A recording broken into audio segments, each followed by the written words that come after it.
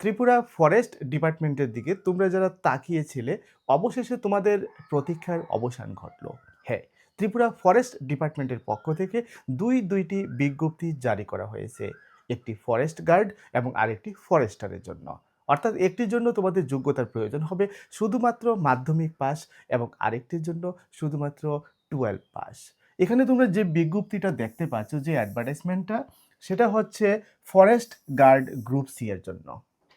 এই forest guard group C এর জন্য যে বিজ্ঞপ্তি বের হয়েছে, আমরা আজকে এই বিস্তারিত আলোচনার মধ্যে দেখব যে কয়টি পোস্ট ক্রিয়েট হয়েছে, জেনারেলের জন্য কয়টি পোস্ট ক্রিয়েট হয়েছে, এসসিদের জন্য কয়টি পোস্ট ক্রিয়েট হয়েছে, এসটিদের জন্য কয়টি পোস্ট ক্রিয়েট হয়েছে, কয়টি রিজার্ভেশন রয়েছে, ওমেন রিজার্ভেশন। ওই বিষয়গুলো নিয়ে আমরা আলোচনা করব এবং পাশাপাশি আমরা আলোচনা করব যে কোন মেথডে এই রিক্রুটমেন্টটা হবে। অর্থাৎ লিখিত পরীক্ষার মাধ্যমে হবে কি হবে না, বা ইন্টারভিউ প্রসেসটা কিভাবে হবে, বা কত নম্বরের পরীক্ষা হবে, ওই বিষয়গুলো নিয়ে আমরা বিস্তারিত আলোচনা করব এবং আমরা পরপর দুটো বিজ্ঞপ্তি নিয়ে আলোচনা করব।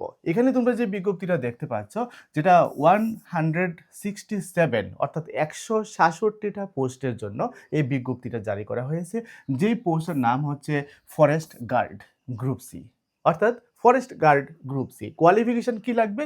কোয়ালিফিকেশন লাগবে শুধুমাত্র মাধ্যমিক। তোমরা যারা শুধুমাত্র মাধ্যমিক পাস করে বসে রয়েছো, যারা 12 পাস করেছো, যারা গ্র্যাজুয়েট, প্রত্যেকে এর জন্য অ্যাপ্লাই করতে পারবে এবং শুধুমাত্র তোমাদের মাধ্যমিক পাসের কোয়ালিফিকেশনটাই এখানে তোমাদেরকে শো করতে হবে। তো এখানে দেখো বিস্তারিত দেওয়া রয়েছে যে পে স্কেল রয়েছে 5,700 থেকে 24,000 পর্যন্ত এবং গ্রেড পে রয়েছে 21,000।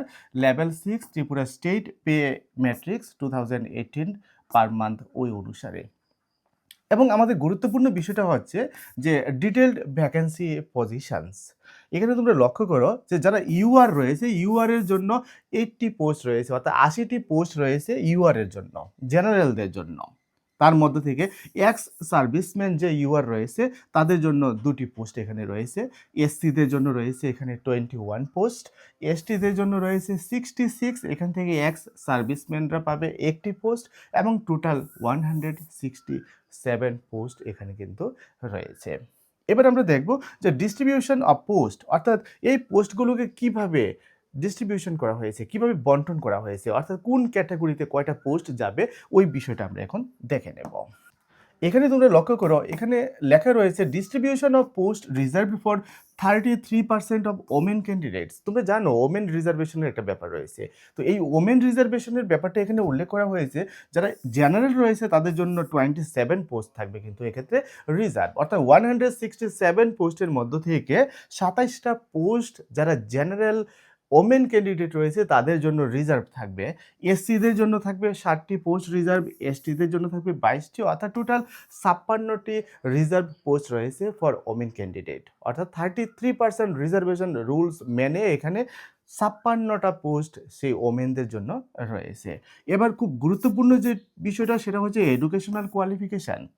এই ফরেস্ট গার্ডের জন্য অ্যাপ্লাই করতে গেলে তোমার কি কোয়ালিফিকেশন প্রয়োজন হবে, সেই বিষয়টা আমরা এখানে দেখব। তোমরা এখানে দেখো খুব সুন্দরভাবে এখানে বিস্তারিতভাবে দেওয়া রয়েছে যে মাধ্যমিক পাস অর ইকুইভ্যালেন্ট স্ট্যান্ডার্ড। মাধ্যমিক পাস হলেই তোমরা এই ফরেস্ট গার্ডের জন্য অ্যাপ্লাই করতে পারবে।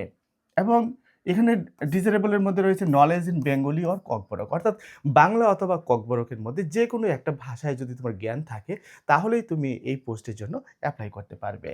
তারপর এইজ কত হতে হবে? 18 থেকে 40, 18 থেকে 40 বছর বয়সের মধ্যে তোমরা যারা রয়েছো তোমরা প্রত্যেকে এই পোস্টের জন্য অ্যাপ্লাই করতে পারবে। হ্যাঁ, পাশাপাশি আরেকটা কথা বলে রাখছি, তোমরা হয়তোবা আমার এই কথাগুলো শুনছো আর ভাবছো যে তোমরা কোথায় থেকে পড়বে, কিভাবে পড়বে, কারণ লেখা পরীক্ষা তো হবে। ওই লেখা পরীক্ষার জন্য কি ম্যাটেরিয়াল পড়তে হবে, কি পড়লে পরীক্ষাতে কমন পাবে এবং তোমরা র্যাঙ্কে চলে আসবে। তার জন্য আমি বলছি আমাদের স্কুল অফ মেরিটের অনলাইন প্ল্যাটফর্ম রয়েছে। গুগল প্লে স্টোরে আমাদের স্কুল অফ মেরিটের মোবাইল অ্যাপ্লিকেশন রয়েছে। এখান থেকে তুমি তোমার মোবাইল ফোনের মধ্যে অ্যাপ্লিকেশনটা বা অ্যাপটা ইনস্টল করে নিতে পারো।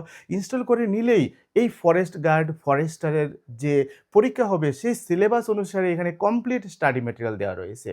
শুধু এখানে যে স্টাডি ম্যাটেরিয়ালগুলো দেওয়া রয়েছে বা আমি দিয়েছি, ওই স্টাডি ম্যাটেরিয়ালগুলো যদি তোমরা নিয়মিত পড়াশোনা করো এবং পাশাপাশি যদি মক টেস্টগুলো দাও, মক টেস্ট কি? মক টেস্ট হচ্ছে এই যে সিলেবাসটা, এই সিলেবাসের প্রত্যেকটা চ্যাপ্টারের উপরে এখানে কি একটা করে পরীক্ষা সেট করে দেওয়া রয়েছে। তোমরা একটা চ্যাপ্টার পড়বে, চ্যাপ্টার পরে কতটুকু জ্ঞান তোমরা অর্জন করতে পেরেছো, ওই বিষয়টা যাচাই করার জন্য তোমরা নিজেই পরীক্ষা দেবে সেই অ্যাপের মধ্যে এবং পরীক্ষা দিয়ে তুমি তোমার মার্ক দেখতে পারবে। পাশাপাশি অন্যান্য ক্যান্ডিডেটরা তোমার থেকে কতটা এগিয়ে রয়েছে, তুমি কতটা পিছিয়ে রয়েছো, এই বিষয়গুলো দেখতে পারবে। এই মক টেস্টগুলো দেওয়ার মাধ্যমেই কিন্তু তোমার প্রিপারেশনটা 100% ফুলফিল হবে। তো আমাদের এই কোর্সটি তোমরা অনলাইনে নিতে পারো। ন্যূনতম ফিতেই আমরা এই কোর্সটা দিচ্ছি। বিস্তারিত জানতে তোমরা কল কিংবা হোয়াটসঅ্যাপ করতে পারো স্ক্রিনে দেওয়া মোবাইল নম্বরে।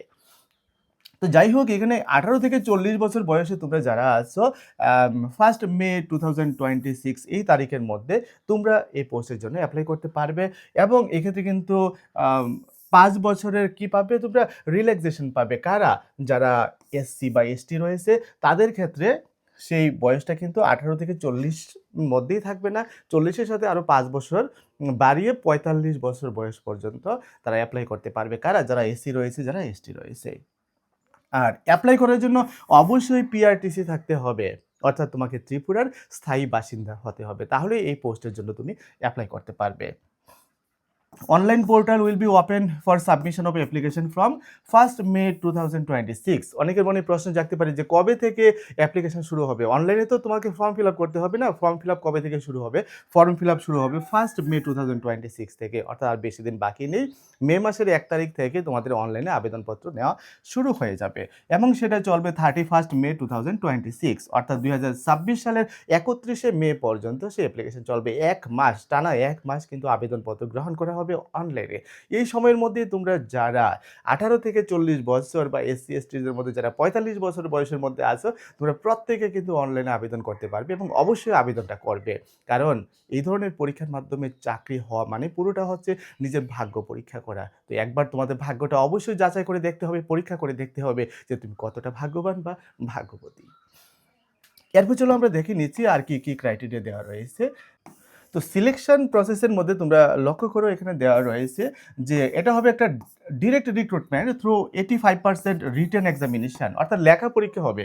যদি 100 মার্কের পরীক্ষা হয়, 100 মার্কের পরীক্ষার মধ্যে 85 মার্ক হবে তোমাদের লেখা পরীক্ষা এবং 15% অর্থাৎ তার সাথে 15 নম্বর হবে তোমাদের ভাইবা, অর্থাৎ তোমাদের মৌখিক পরীক্ষা, ইন্টারভিউ। অর্থাৎ 85 নম্বরের লেখা পরীক্ষা এবং 15 নম্বরের ভাইবা বা ইন্টারভিউর মাধ্যমে কিন্তু তোমাদের এই প্রসেসটা কমপ্লিট হবে।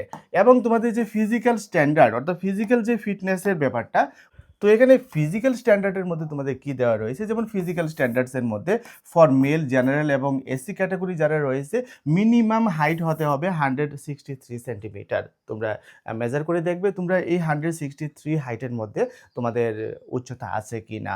আর তোমাদের যে বুকের যে ছাতি সেটা নর্মালি থাকতে হবে 79 সেন্টিমিটার এবং এটাকে ফুলিয়ে আরও 5 সেন্টিমিটার বাড়াতে হবে। আর এখানে সেমভাবে যারা মেল এসটি ক্যাটাগরি রয়েছে তোমাদের ক্ষেত্রে হাইট দিয়েছে 152 আর বুকের ছাতিটা দিয়েছে 79 এবং 5 সেন্টিমিটার।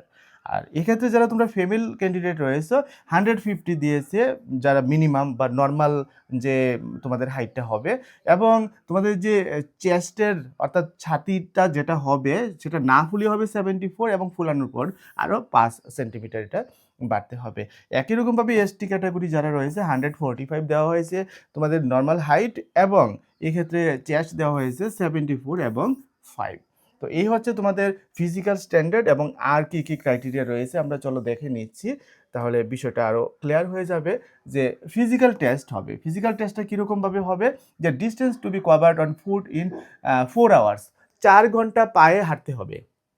পায়ে হেঁটে যারা মেল রয়েছে তারা 25 কিলোমিটার যেতে হবে, যারা ফিমেল রয়েছে তারা 16 কিলোমিটার যেতে হবে। অর্থাৎ 25 কিলোমিটার ছেলেদের জন্য এবং 16 কিলোমিটার মেয়েদের জন্য 4 ঘন্টায় হাঁটা কমপ্লিট করতে হবে। এ হচ্ছে আরেকটা স্ট্যান্ডার্ড। তো only those qualify in physical test can appear in further recruitment process. যারা এই ফিজিক্যালে যারা ফিট হবে তারাই পরবর্তী স্টেপে উত্তীর্ণ হতে পারবে।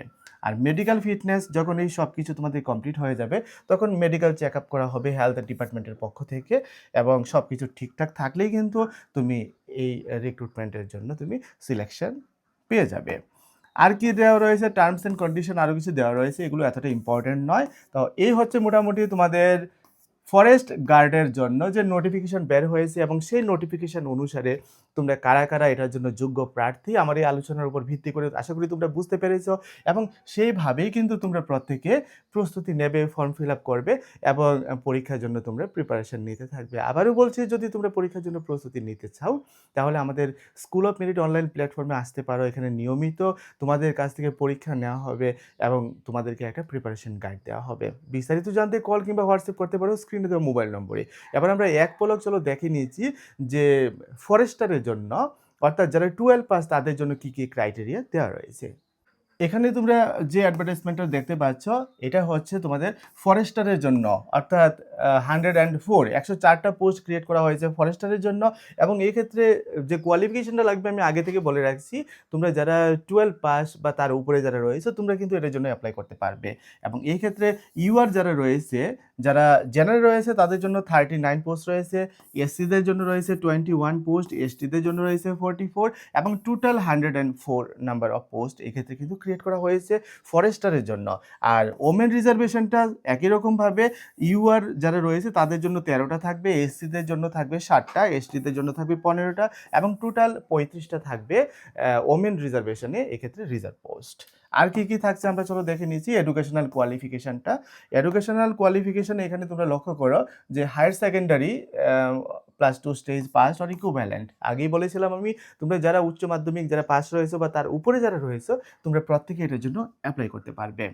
এবং পাশাপাশি তোমাদের নলেজ ইন বেঙ্গলি আর ককবরক, এই দুইটা বিষয় তোমাদের জ্ঞান থাকতে হবে। আর এজ 18 থেকে 40, এবং according to 1 May 2026।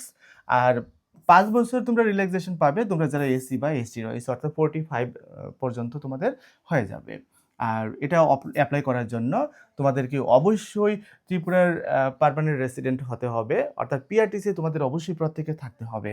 R online পোর্টালটা একই রকমভাবে 1 মে 2026 থেকে শুরু হয়ে যাবে এবং 31 মে 2026 পর্যন্ত এটা চলবে, এবং সময়টা দেওয়া হয়েছে 5:30 PM, অর্থাৎ 5:30 মধ্যেই তোমাদেরকে এই অনলাইন অ্যাপ্লিকেশনটা কমপ্লিট করতে হবে। এবং পাশাপাশি আর কি কি দেওয়া রয়েছে দেখো, যে সিলেকশন প্রসেসে এখানে লক্ষ্য করো যে সিলেকশন প্রসেসে দেওয়া রয়েছে ডিরেক্ট রিক্রুটমেন্ট, একই রকমভাবে 85% হবে রিটেন এক্সামিনেশন, 15% হবে তোমাদের ভাইবা, অর্থাৎ 85 + 15 এইভাবে কিন্তু তোমাদের এক্সামটা হবে।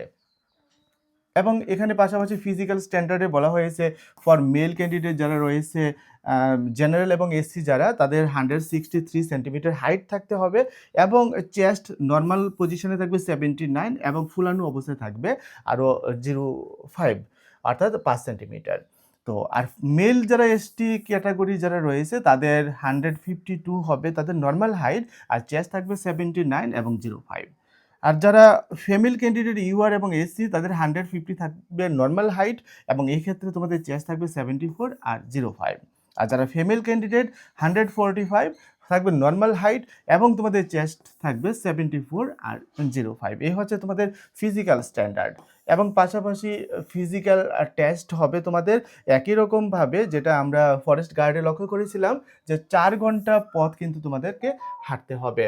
যারা মেল রয়েছে তাদের 25 কিলোমিটার, এবং যারা ফিমেল রয়েছে তাদের 16 কিলোমিটার এই ফিজিক্যাল টেস্ট তোমাদের নেওয়া হবে। আর মেডিকেল ফিটনেসটা পরবর্তী সময়ে হেলথ ডিপার্টমেন্টের মাধ্যমে এটা তোমাদেরকে চেক আপ করা হবে, আর আদার্স কিছু টার্মস অ্যান্ড কন্ডিশন থাকবে। সব মিলিয়ে এই হচ্ছে তোমাদের ফরেস্টার এবং ফরেস্ট গার্ড এই দুইটার রিসেন্ট যে নোটিফিকেশন বের হলো গতকাল, তার কমপ্লিট অ্যানালাইসিস। আশা করি তোমরা বুঝতে পেরেছো কারা কারা এটার জন্য অ্যাপ্লিকেবল, কারা কারা ফর্ম ফিল আপ করতে পারবে।